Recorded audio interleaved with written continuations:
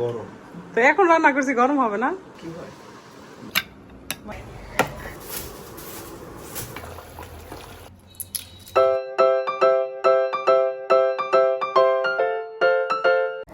কিছু মানুষ চাঁদ এনে দেওয়ার গল্প বলে আকাশটাই কেড়ে নিয়ে যায়। সুখ কখনো জোর করে জীবনে আনা যায় না। যখন আসে সব কিছু নিয়েই আসে, যখন যায় সব কিছু নিয়েই যায়। যারা আমার পুরনো ভিডিও দেখেছেন, আমার গ্রাম দেখেছেন, তারা নিশ্চয়ই বুঝতে পারছেন আমি কতটা গাছ পাগল মানুষ। হ্যাঁ বন্ধুরা, মাশাআল্লাহ, আমার বারান্দাটা ভীষণ সুন্দর, আর এটা গড গিফট বলতে পারেন। এসির ঠান্ডা বাতাস তো আমি খাই, বাট তার গরম বাতাসটা আমার এই গাছগুলো খায়। এখানে খুব একটা রৌদ্র আসে না, 10 মিনিটের জন্য একটা কর্নারে শুধু আসে, আবার চলে যায়। তাতে যে গাছগুলো আছে, আলহামদুলিল্লাহ। আমি যেহেতু গাছ ভালোবাসি, তাই মনটা যখন ভীষণ খারাপ থাকে তখন আমি গাছের সাথে কথা বলি। ছোটবেলা থেকেই আমি লুকিয়ে লুকিয়ে কান্না করতে পছন্দ করি। যখন হোস্টেল লাইফ ছিল তখনের কথা বলছি। দিন শেষে কখন যে অভ্যাস পরিণত হয়ে গেছে নিজেই জানি না। সকাল সকালই গাছের শরবতটা দিয়ে নিচ্ছি। গরম বাতাস যেহেতু খায়, তাহলে ঠান্ডা ঠান্ডা শরবত তো দেওয়া উচিত, তাই না? চাল আর ডাল ধোয়া পানিটা আমি সবসময় গাছে দিই। সকালে যখন রান্না করতে যাই তখন সবার আগে এটা মাথায় থাকে, ওদের এক গ্লাস শরবত তো দিব অন্তত পক্ষে।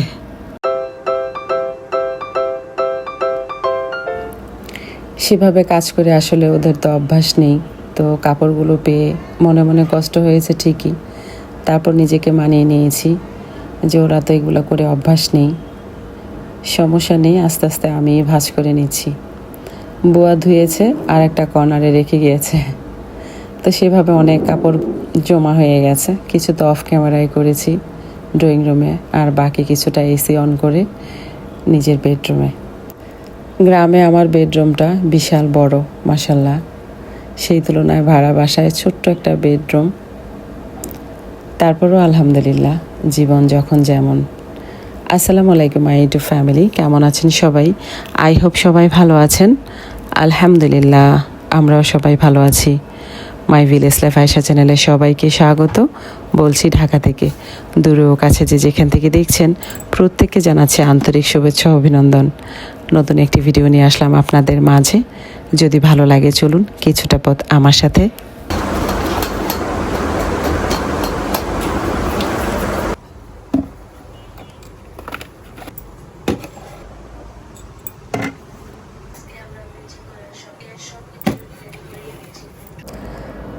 আমাদের পাশে একটা বিল্ডিংয়ের কাজ চলছিল, তো এখন আলহামদুলিল্লাহ মোটামুটি কাজ ডান। এখন শুধু রং করা বাকি, তারপরে ঝামেলা পুরা শেষ। তার দরুন দেখেন কি অবস্থা, ধুলো গিয়ে একদম একাকার আমার সব জিনিসপত্র। সাহস পাচ্ছি না, কারণ অসুস্থ হয়ে যায়, ঠান্ডার সমস্যা বেশি। এখনও ভয়েস দিচ্ছি, মানে শ্বাস ফুলে ফুলে যায়, ভয়েস দিতেও কষ্ট হয়। কপালটা আমার এতই খারাপ, বিশ্বাস করেন, কান্নাও করতে পারি না। কান্না করলে ঠান্ডা লেগে যায়। তো এখন ক্লান্ত লাগছে, তো ভাবলাম 2টো ডিম খেয়ে নিব। আমার নিজের হাতে সাজানো সংসার, গাছ, ঘর বাড়ি সব রেখে থাকাটা, এটা যে কতটা কষ্টের সেটা আসলে কাউকে বলে বোঝানো যাবে না। যখনই মনে হয় তখনই কাঁদি, অবশ্য লুকিয়ে কাঁদি। আমি যদি কান্না করি ওদের সামনে, তাহলে ওদেরও মন খারাপ হবে। একটা সময় তাই মনে হতো, বাট এখন তাই মনে হয় না, কারণ ওরা অভ্যাস হয়ে গেছে, বরং ওরা গ্রামে যেতে চায় না। কিন্তু আমার খুব টানে নিজের বাড়িঘর, বাবা মা, ভাই বোন সবাই তো গ্রামে। তো ওদের বাসায় খুব একটা যাওয়া না হলেও 2-1বার তো দেখা হয়ে যাবে, তাই না? ভীষণ পরাণ পড়ে ওদের জন্যে। যাই হোক, পরাণ আমার একা পড়লেই হবে। পুডিং বানিয়েছিলাম, রেখে জিমে চলে গিয়েছি। অফ ক্যামেরায় অনেক কাজ করে নিয়েছি। এবার ক্যামেরাটা অন করলাম পুডিংয়ের সাথে। মাশাআল্লাহ, পুডিংটা এত ভালো হয়েছে।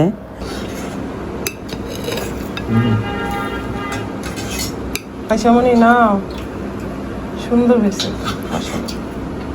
চিনি ছিল কম, সুন্দর হয়েছে না? কয়বার কাটছি দেখ। পুডিং এর টেস্টটা বলে, টেস্টটা দেখো তো কেমন।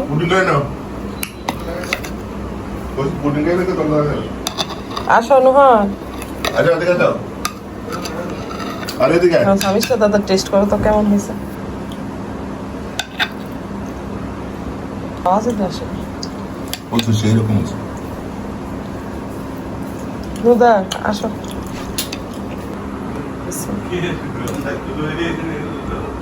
ওয়াও, মাশাআল্লাহ অনেক মজা হয়েছে, সত্যি অনেক মজা হয়েছে।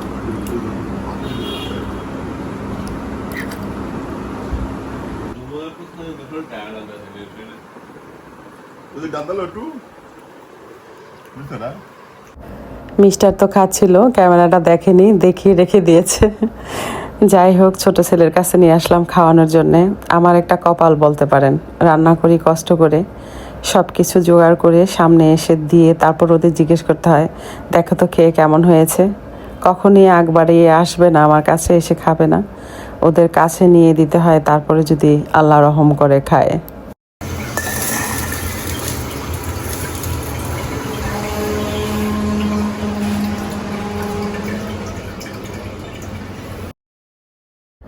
ইদানিং এই পরিমাণ ডাব খাচ্ছি, একটা সময় তো ডাব খেলে ঠান্ডা লেগে যেত, বাট এখন ডাব খাচ্ছি তো খাচ্ছি, কিছু হচ্ছে না। আবার ভেবেন না আমার ফুড পয়জন হয়েছে, এমন একটা কিছু, ব্যাপারটা এমন না। শরীর জ্বালা পোড়া করে, এই যা রান্নাঘরে আসতেই পারি না, আগুনের তাপে জ্বালা পোড়া করে। যাই হোক, আলহামদুলিল্লাহ আগে থেকে এখন বেটার আছি, যখন বয়স দিচ্ছি আর কি। আদারওয়াইজ যে সময়টার ভিডিওটা, সেই সময় খুবই কষ্টে কাটিয়েছি আমি। এখনও পুরোপুরি সুস্থ হয়েছি এমনটা না।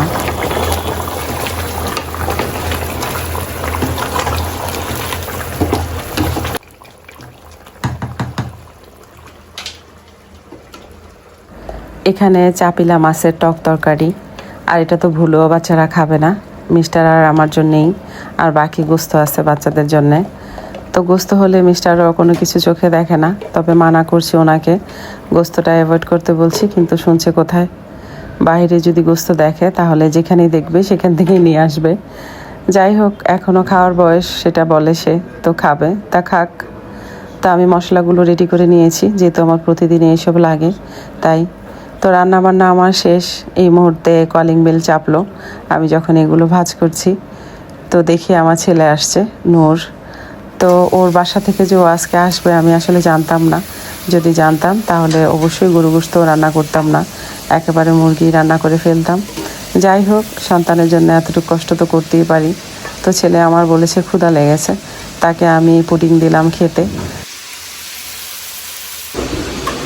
এটা একটু খুলে দাও তো।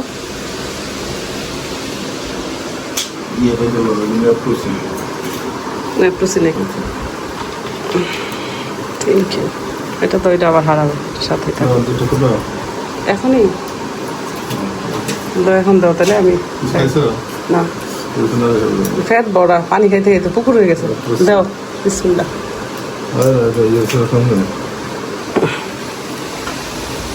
এখন বাজে কয়টা, 10 মিনিট কম 3টা, গোসল হয় নাই, নামাজ হয় নাই। পানি খা, আমি না খেলাম, তুই খা।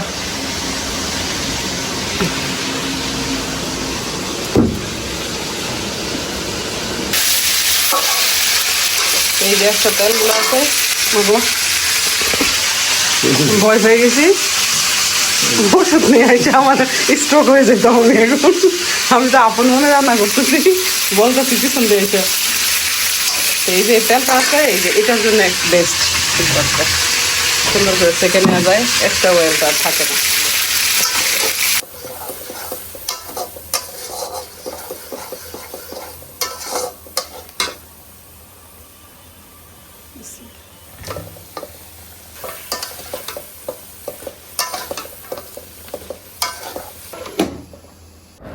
ছেলে মেয়ের জন্য টেবিলে রেখে দিয়েছি, ওরা খেয়ে নেবে। মিস্টার ঘুম থেকে লেটে উঠেছে, উনি একবার খেয়েছে, উনি এটা ভুলে গিয়েছে। এবার সামনে খাবারটা দেখে ও নিজে থেকে গরম করতে গেল। নূরের খাবার তরকারি নাকি পোস্ট করছি একটা কিছু, এবার খাইয়ে বলতে পারবে কেমন হয়েছে। পোস্ট সাদা পোস্ট হয়ে গেছে। দেখো একটু ইয়াটা টেস্টটা, বিসমিল্লাহর নাম নিয়ে। এটা তো টেস্ট করবো। সময় নষ্ট করতেছে, আমি গোসল করবো, নামাজ পড়বো, দুষ্টামি করে খাবার নিয়ে। অনেস্ট রিভিউ দিবা, তোরটা কেমন হয়েছে সেটা অনেস্ট রিভিউ দিবা। নূর আসা বাবু, কিভাবে নিছি পড়লে বলে একটা ব্যাঙ্গের ফিনিশ। ফিনিশ বলে। ভাতটা নিয়ে আসবো এখানে। গরম পানি একটু ঠান্ডা হয়ে গেছে এর মধ্যে। এটা কিন্তু তেল না, ঠিক আছে? এত পরিমাণ চর্বি ইদানিং গরুর মধ্যে, আমি কিন্তু ওরকম দিই নেই। দেখেন কত উঠছে। আচ্ছা গরম করে আমি গোসল করি। এই জায়গাগুলো পরিষ্কার করে না দরকার। দুপুরে বাক্কা ওষুধ রাখা চলে পড়ে।